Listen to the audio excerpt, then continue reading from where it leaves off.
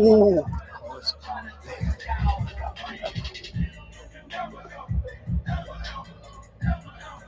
Welcome into the Your Illini Nation pregame show. Chattanooga, Illinois looks to keep their streak alive against FCS teams here on a Thursday night at Memorial Stadium. Andy Olson joined by Illini Inquirer's Jeremy Werner. And Jeremy, it's been a while since we've seen the Illini play, 12 days to be exact. There's a lot to go over before we get into this one. First of all, how was your bye week? Fantastic, because it turned from summer to fall during that bye week. And for a fair-skinned guy like myself, love it. And it feels like fall here tonight, Andy. It feels like football season's in full gear. And Illinois has a chance to go 3-1 going into a huge meet of their conference schedule. So a big game here for Illinois to really focus, because we saw what could happen with Northwestern, even Arkansas getting a scare last week from good FCS teams. Trust me, I love the fall weather. As a little bit on the Husky side myself, anytime I can put a sweater on, it's always a good thing. So, all right, let's start with this one, just matchup-wise. Illinois and Chattanooga. You mentioned Illinois trying to go to 3-1, finish out their non-conference play undefeated, which would be the first time since 2011 that had been the case. Of course, you got that one loss to Indiana in there. That's a Big Ten game. So let's talk about the past 12 days for the Illini. We do know on the injury side, people have gotten better. Alec Bryant will be back out there. At least that's what Brett Bielema has said. Josh McCray not quite yet being ready to be back out on the field. But we also know that they lose Ezekiel Holmes, the outside linebacker, for the season.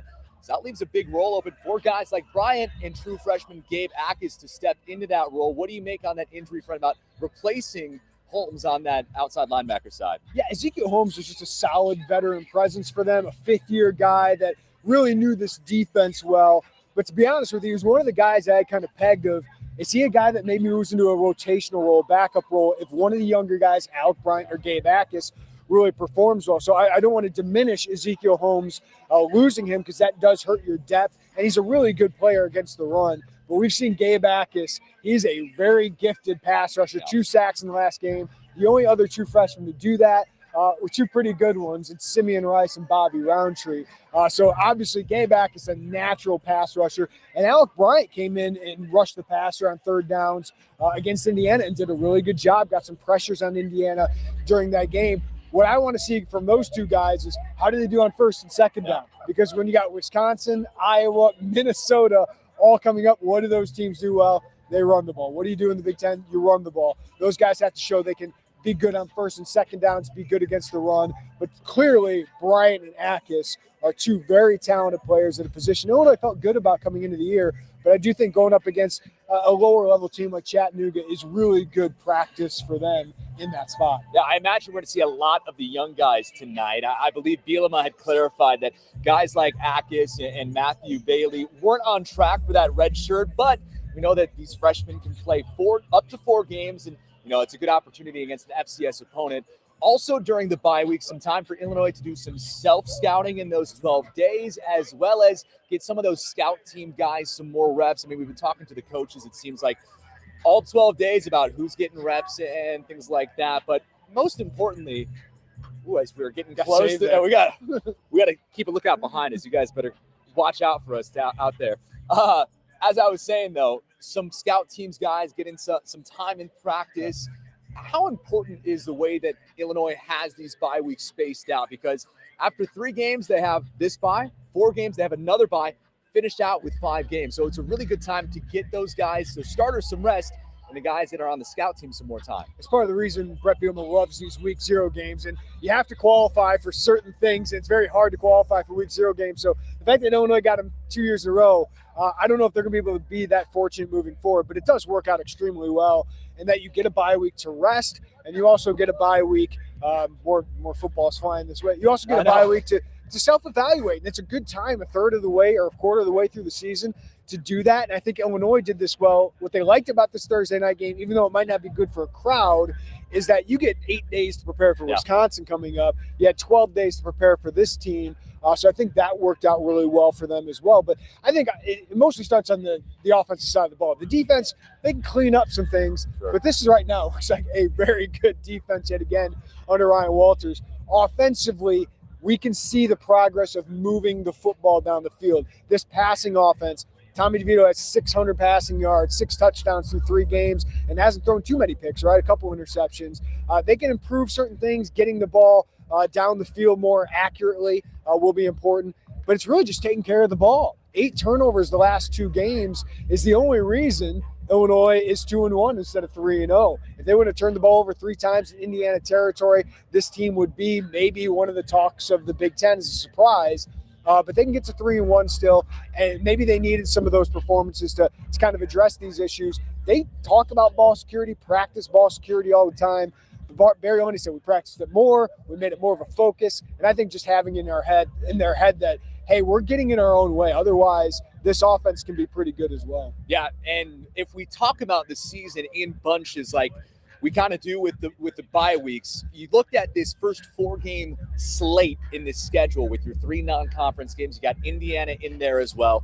The way that I looked at it at the beginning of this season was 3-1 I would have considered a success for Illinois. Getting into your Wisconsin games, your Iowa, your Minnesota's in there. They have the chance to do that tonight, Jeremy. I still believe that is a success to the season. I think it's the mark of what you said. Hey, if we get to 3-1, we set ourselves up for the chance to make a bowl game, which is the goal, right? I know they have higher goals of winning the Big Ten West. You can figure that out with a couple games remaining, right? This next step for a program, at least from the outside, is to get to a bowl game. And if they would have been 2-2 with what you have ahead, that's really difficult. Michigan looks like an elite team in the country. Wisconsin, Iowa are still standards in the Big Ten West, even though Iowa's struggling to score. And Minnesota is very, very good. Nebraska, Northwestern, you like those matchups. Michigan State's very talented. Purdue has a really good passing offense. But if you're 2-2 trying to find 4 wins, that's a lot more difficult, right? But if you get to 3-1, you set yourself up. If you win 3 of the last, 8, go under 500, you can still make a bowl game. But I think their standards going to be higher than that. But as a fan from the outside, I think, 2-2 would have been a failure. 4-0 would have been unbelievable success. 3-1 is about what the expectation should be.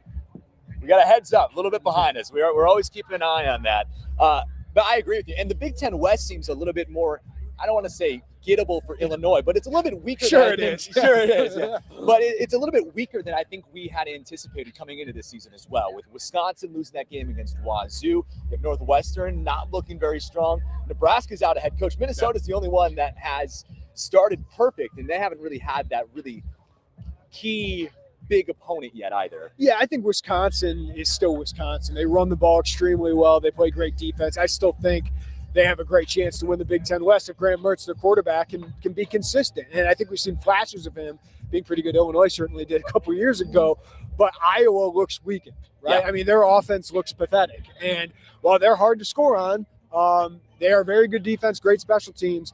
That looks like a more winnable game. Minnesota looks maybe like a tougher game because they're a very, very good opponent, but they're very well-rounded. But Illinois beat them last year at their spot. Illinois should have beat Purdue last year. And this Purdue team has less, I think, top-end talent with George Karlaftis and David Belgon. Northwestern, you always think is going to bounce back. They don't look like they're bouncing back. They're 1-2 at this point. Nebraska is a complete mess, of course. So, yes, I do think this Big Ten West, after you saw what Illinois did last week to Virginia, the door is open. Maybe Illinois can have a surprise season. You still got to take it week by week, all those things. But I think we see the defense is good enough. The offense has signs of being better and being that kind of team, that offense that can help Illinois take a big step in the Big Ten. And if they do, if they can clean up their own mistakes, I do think this is an Illinois team that has a chance for a year that Purdue had last year, or Minnesota had last year. Yeah, I always look at, for me, it helps thinking about these things in percentages. And even though I don't know what the exact numbers are, you would say that the percentages are higher of them having a better season than right now than they were before the season. Yes. I would absolutely say. Well, like you said, we got to take it one game at a time. So let's start breaking down this one. FCS Chattanooga. Illinois has never lost to an FCS or 1AA opponent in their history. So you would feel good about Illinois in this one. They're the 20-point favorites last time that I checked. But as we saw last week with Southern Illinois going into Northwestern, South Dakota, was it against Iowa at the beginning of the season? Giving them a little bit of a scare there too. So with the number 9 ranked Chattanooga team, you never know how it's going to go. And these guys are going to want to give their best performance here at a Big Ten stadium. Yeah, it's a 3-0 team. This is one of their Super Bowl games probably this year. I mean, obviously the FCS playoffs are what's most important to them, but this is a chance for them as a program to kind of put their name out there nationally, upset a Big Ten team. They don't get many of those opportunities. And this team went into Kentucky last year and was leading in the fourth quarter. And Kentucky's a very good football program. I mean, they're top 25 program. Mark Stoops has done an unbelievable job there. So this team does have the experience of that. And they do have several FCS All-Americans. So they have 5 or 6 guys that could play for Illinois. Now, they don't have maybe the depth, obviously, that Illinois has, the talent across the board that Illinois has. But I do think Illinois is at a point in the program where they can't overlook this opponent. And I think the way Brett Bielema has talked about this, he said, we didn't bring up the Northwestern game. We didn't feel like we had to. I don't know if I believe that. But he said, I haven't said FCS opponent. I haven't said, we don't use those words. We'll see if that comes true tonight. But I do think you've seen Brett Bielema teams be focused week in and week out, respect the opponent. So that's the key tonight. They can't come in here and expect just to come away with a victory, especially if they have 4 turnovers, right? Like you have 4 turnovers like Northwestern had or Illinois has had each of the last 2 weeks. That gives them a chance to win this game because they have some good players at certain positions. Well, Brett Bielema may not use the term FCS, but we will. I mean, we understand it is an FCS opponent. It is a fact. It is a fact. But like every reason that you brought up, it is possible. These things can happen. And how that would be so catastrophic, I believe, for the Illinois season to have that happen to them here tonight. But you have a lot of things going in your direction, like Chattanooga's offense being one of their better parts of the team. Their defensive line is really good as well, as we talked about before we got on here for the pregame show. Offense averaging more than 36 points per game for the Mocs. But you like that if you're Illinois because how good your defense, I think, has been to begin this season. Well, Illinois hasn't given up a touchdown at home yet. That's right. You think about that. Wyoming, which is 3-0 since they played Illinois, they scored 6 points. They just beat Air Force. It's a pretty good program. And then obviously Virginia, which put up 42 a year ago, Illinois held to 3 points. So I think that's what the goal has to be, is not give up a touchdown here at home, because the next opponent you have here at home, it's Iowa. And Iowa doesn't score all that well. So that'd be a good stat for them to update there.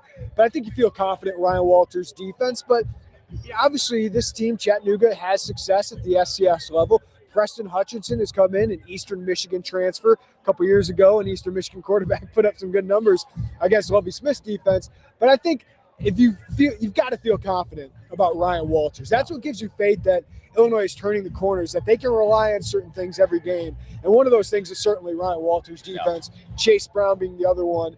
But they do have a good running back at the FCS level, and a Lim Ford, who's run for 1,000 yards a couple times in his career. But Illinois has just been so good against the run. I think what's going to be important is keeping the quarterback in the pocket. Don't let him get loose on some of those runs like we saw against Wyoming. And then, of course, Ryan Walters is just letting he's getting man coverage. You just can't get beat. You just can't get beat in your one-on-one. You can't have any breakdowns. But we've seen Ryan Walters' groups just build confidence, and you have so much confidence in them because they do it week after week now over the last calendar year. They just perform at such a high level. So that leaves the Illinois offense versus Mocs defense matchup now. And that's not the main driver of the success for Chattanooga, I believe, is their defense, just the same way that it is for Illinois' offense. But do you think that there is momentum to be gained for Illinois' offense in this one? If Tommy DeVito can cut down on those turnovers, like we mentioned, that has kind of plagued the Illini over the past 2 games, if they can get that right tonight against an FCS team, do you think that pays dividends in Wisconsin and the rest of the Big Ten schedule? Well, number one, I think Chattanooga isn't going to look like an FCS team as much. Their 2 edge rushers are a little undersized for the Big Ten level, so Illinois should have some there, but they're good at rushing the passer. And then they have a guy in the middle, Devontra Maxwell, who's a 2-time FCS All-American, might have a chance to play in the NFL. I just saw him. He was standing on the sidelines, number 90 here. He looks like a Big Ten defensive tackle. So he's a good player. Of course, what do you feel good about? Is your offensive line, their physicality, and number 2, Chase Brown. Chase Brown is leading the country in rushing yards right now. Even when his offensive line misses a block, he can make a big play. So I think you want to get him loose. Chattanooga has a good linebacker in Ty Beck, but you have one of the best players, I think, in the country at running back in Chase Brown. And you want to be able to rely on that, but I would imagine Chattanooga, what's their focus? Make somebody else beat you. Make them throw the ball. and that's where Tommy DeVito comes in hand. And really, I think Barry Lunny, in the way he finds a way to get his playmakers the ball, whether it's the tight ends who were used in the last game, Isaiah Williams getting going again after a little bit of a quiet game against Virginia, or a guy like Pat Bryant, who's been a really effective, deep guy as long as he can hang on to the ball. Being a little reflective now on the first 3 games of the season, do you think, sticking with that offense, that they have just evolved already through 3 games? Because Barry Lunny, not a Power 5 coordinator before this, coming from UTSA, so you of course have to understand that there are going to be things that he hasn't seen before, learning moments, and Brett Bielema has preached since he's been here, also helping his coaches learn, as well as pretty much help them teach the kids as well. Through 3 games, have you seen improvements on that offensive side, some adjustments, things that will help them in the long run, getting those mistakes out of the way early?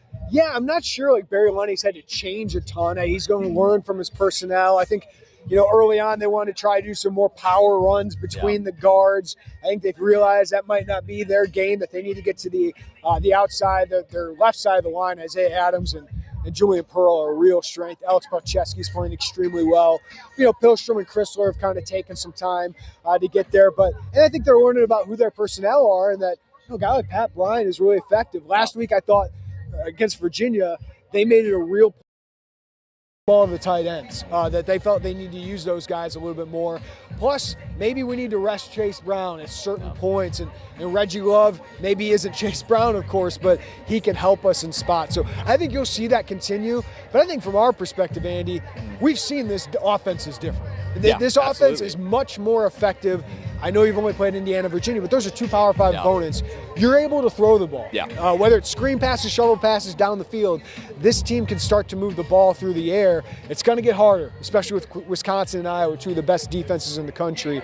But I think we can see the concepts of this offense are much improved, and that this passing offense has a much better chance to succeed once it comes to Big Ten play, as long as they get out of their own way, as long as they have more success in the red zone. I think that is going to be key. They've really struggled in the red zone. The kicking game obviously has struggled once they get into scoring territory. That has to improve going into Big Ten play. So I think that's where they can try and find some confidence tonight. A name to mention as well, Isaiah Williams, who is through 3 games leading the country of Power 5 teams in broken tackles after the play. It seems like they've used him more in that swing kind of role, maybe not taking shots down the field like maybe we expected.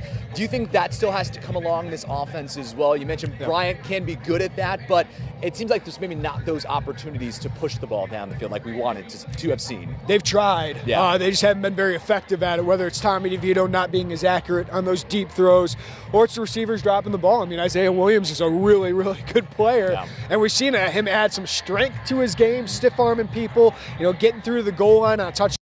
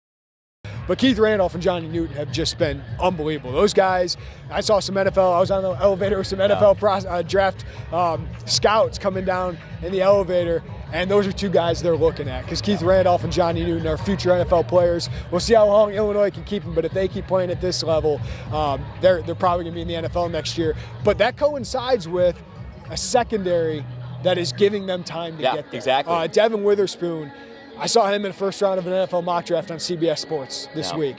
Sidney Brown, we know, is really good. Quan Martin is going to have a chance to play in the NFL as well. Those guys are playing at a really high level. Yeah, and it'll be interesting to see how things go today. You never really know what it's going to be like when you play an FCS opponent, how long these guys are going to play, how long they're going to need them to play. So let's start talking about this matchup here. For Illinois, what do they need to do today to assure that they get the win? I think it's don't shoot yourselves in the foot on offense. Until they prove otherwise, I think that's the key. They should have scored 40 against Virginia, and they didn't because of themselves, not because of anything Virginia did in that game. So I think it's take care of the ball, and then you just want to see your offensive line, even against an FCS, a good FCS front, they should dominate.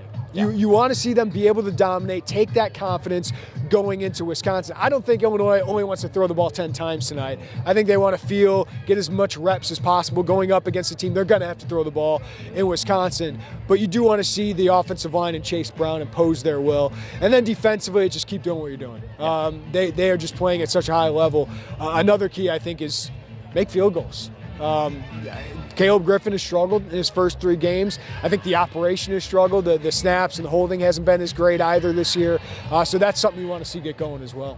Well, let's talk about the nightmare scenario now. We're not trying to get any bad juju. We just got to talk about, if you're seeing these things, maybe these are going in one direction, but what would have to happen do you think, for Chattanooga to come out with a win in this one? You mentioned the turnovers, shooting yourselves in the foot, being bad things, but what would that look like?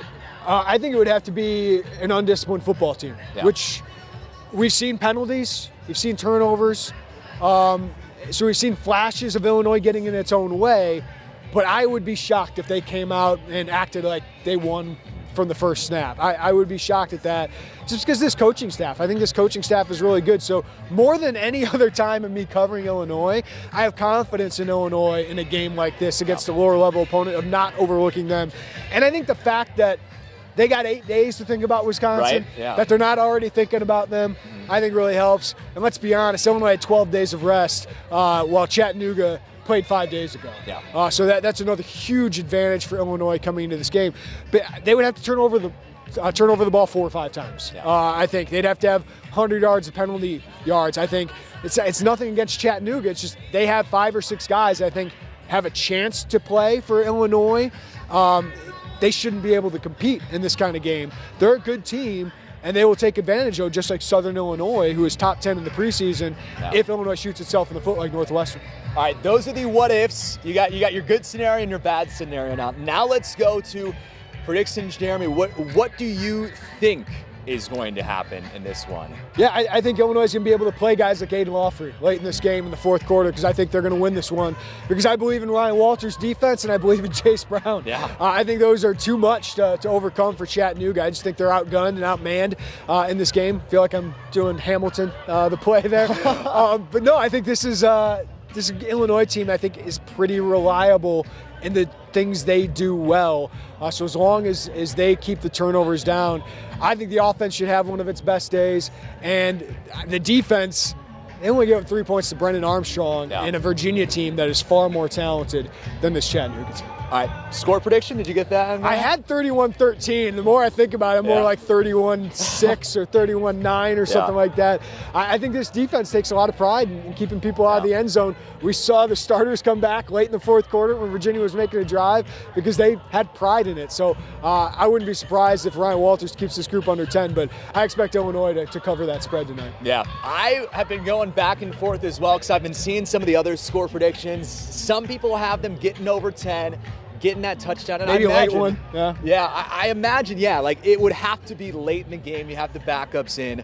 I'm going to go along your lines of thinking that I don't think that Chattanooga is going to see the end zone, that this Illinois defense takes so much pride in that it's just not going to happen, even if those backups get in there and get more time, more experience, and things like that. So, which, by the way, it might be, I don't want you to know, but it might be the last time this year they can experience that, where they can get a lot of those freshmen, second stringers, a lot of time late in this game. Absolutely. So that's something to think about towards the end of this game. Maybe there's a backdoor cover if you happen to be thinking about the game. Yeah.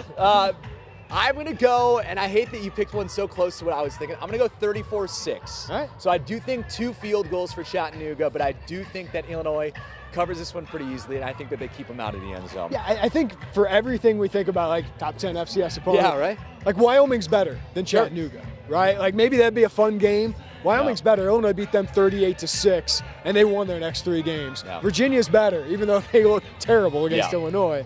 They only put up 3 points. So I think it's always a reminder that anything can happen on any day. Yep. But I think Illinois has proven that it should take care of business against a team like this. All right, we got about 60 minutes until kickoff on Big Ten Network now.